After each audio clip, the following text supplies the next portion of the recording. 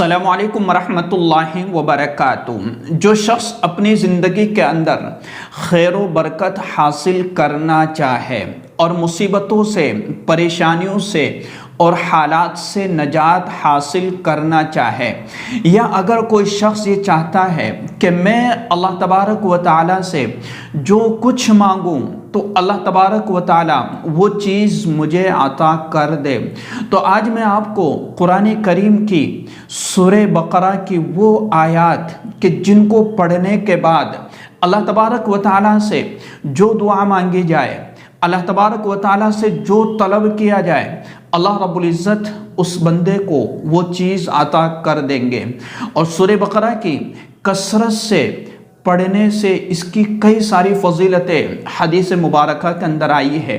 آئیے اس تعلق سے کچھ حدیث میں آپ کو سنانے جا رہا ہوں۔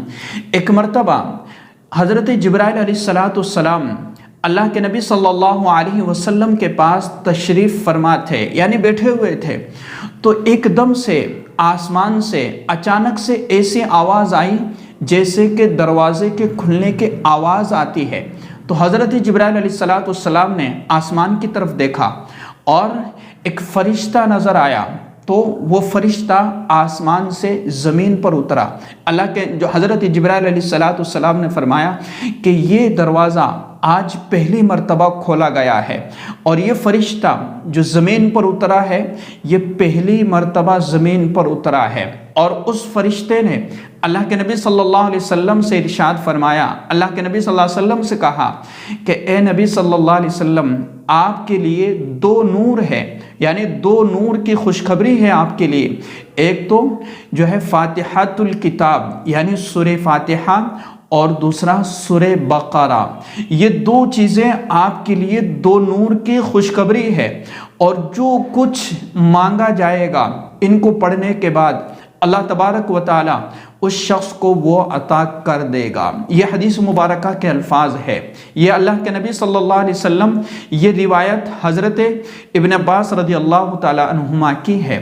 تو ایک بات تو پتہ چلا کہ سورہ فاتحہ اور سورہ بقرہ کی جو آخری آیات ہے ان کو پڑھنے کا اہتمام جو کرتا ہے، اور ان کو پڑھ کر کے جو اللہ تبارک و تعالیٰ سے دعائیں کرتا ہے، تو اللہ تبارک و تعالیٰ اس بندے کو وہ چیز عطا کر دیں گے۔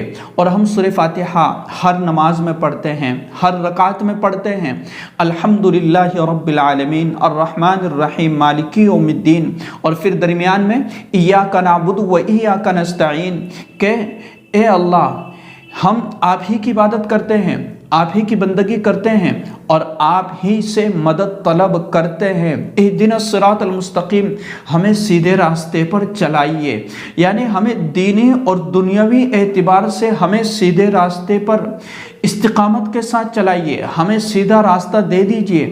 ہمارے لیے جو رکاوٹیں، جو آفتیں، جو پریشانیاں، جو حالات بنے ہوئے ہیں، ان تمام کو آپ ختم فرما دیجئے، ان رکاوٹوں کو دور کر دیجئے۔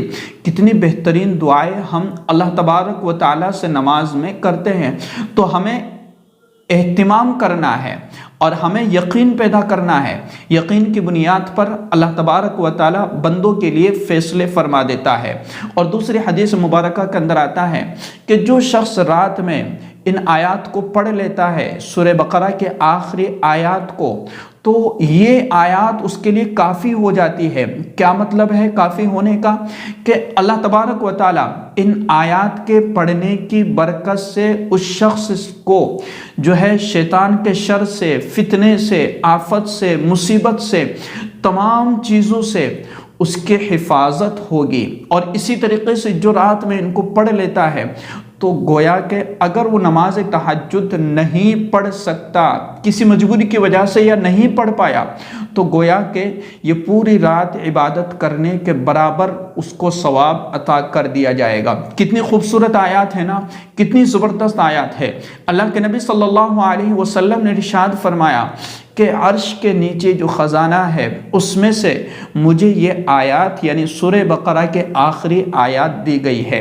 اور اسی طریقے سے اللہ تبارک و تعالیٰ نے 2000 سال پہلے، دنیا کو بنانے سے 2000 سال پہلے ان آیات کا تذکرہ کیا ہے، ان آیات کو پڑھا، تو یہ جو آیات ہے یہ بڑی زبردست ہے۔ تو ہم رات میں ان آیات کو پڑھنے کا اہتمام کریں اور اللہ تبارک و تعالیٰ سے اپنے مقصد کے لیے، اپنی حاجت کے لیے اور اپنی ضرورت کے لیے دعا کر کے سو جائے۔ رات میں ہم بستر پر جب جائیں تو بستر پر اس وقت ہم سوتے سوتے پڑھ لیا کریں، اور پھر اس کے بعد ہم دل ہی دل میں اللہ تبارک و تعالیٰ سے دعا کریں اپنے مقصد کے لیے کہ اللہ میری یہ حاجت ہے، میری یہ ضرورت ہے، میرا یہ مقصد ہے، میرے مقصد میں مجھے کامیابی عطا کر دیجئے۔ اگر میاں بیوی میں نا اتفاقی ہے تو اس صورت میں وہ اپنی محبت کے لیے دعا کریں، اپنے لیے دعا کریں کہ اللہ ہمارے درمیان جو کچھ نا اتفاقی ہے اس کو ختم فرما دیجئے، اور اگر کسی کو کسی چیز کے حاجت اور ضرورت ہے تو وہ اس چیز کے لیے دعائیں کرے۔ یقیناً اللہ تبارک و تعالیٰ ایک نہ ایک دن ہمارے لیے راستے ہموار کر دے گا، اور ہم جو دعائیں کر رہے ہیں اللہ رب العزت ہماری دعاؤں کو ضرور قبول فرماوے گا۔ تو یہ ساری باتیں آپ کو سمجھ میں آ گئی ہوگی۔ اس ویڈیو کو شیئر کیجئے گا۔ السلام علیکم ورحمۃ اللہ وبرکاتہ۔